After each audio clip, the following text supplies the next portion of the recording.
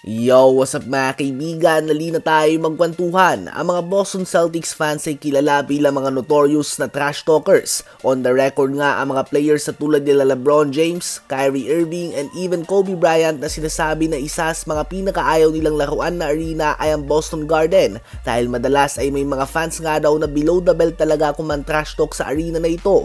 Mga personal na buhay nga daw ng players na dinadamay sa trash talk at ang lahi o ang kulay ng kutis ito ang tinitira ng mga fans. Ganun pa man ay nakikita din nga natin na magkaroon din dito ng mga legendary games sa mga players dahil sila din nga ang mga fans na talagang masarap din patahimikin. I'm pertaining to Boston Celtics fans sa Amerika at hindi sa Pilipinas. Pinatulog nga ito ni Curry noong finals. Pinatahimik ito ng halimo na performance ni LeBron noon sa Miami Heat at Game 7 sa East Finals nung nasa Cleveland Cavaliers siya.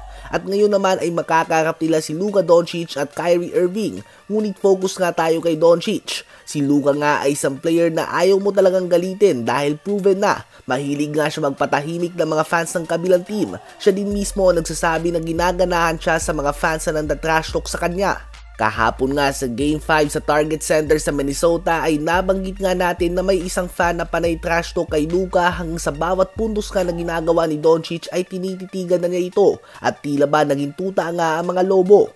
Alam na nga ng mga fans yan ng Phoenix Suns na hindi mo dapat hamunin si Luka kahit na nasa road game ito. Alam na din ito ng OKC fans ang bigyan niya ito ng 31-point triple-double sa pivotal Game 5. At ngayon nga ay alam na din ito ng mga fans ng Minnesota Timberwolves nang bigyan sila nito ng 36 points, 10 rebounds, and 5 assists sa closeout game, including ang 20-point first quarter na ayon kay Anthony Edwards ang naging knockout punch at nag-set ng tone ng game na ito. Nang matanong nga kahapon sa post-game interview si Luka Doncic kung ano ba ang sinasabi ng fans sa kanya na nakaupo sa courtside, ayon sa Slovenian star ay hindi niya ito pwedeng sabihin at kapag sinabi niya nga daw ito ay pwede na niya itong kasuhan. Ganun ba man mas ginaganahan lang nga daw siya dito at sa ngayon nga daw ay alam na ito ng lahat. So ito na nga mga kaibigan yung sinasabi ko na may mga player na nadadala sa pambabatikos ng mga fans. Subalit si Doncic nga ay mas nagiinit lang at talagang gusto niya na patahimikin ng mga ito.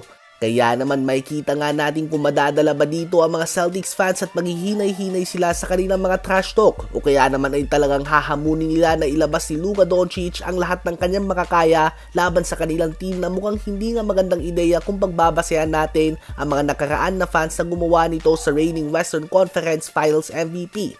Sa West Finals ay nag-average si Doncic ng 32.4 points, 9.6 rebounds, 8.6 assists, and 2.2 steals per game on 47.3% shooting sa field at 43.4% shooting naman sa 3-point line. Kayo ba mga kaibigan, sa palagay nyo ba ay magkakaroon na naman tayo ng Luka Special sa NBA Finals?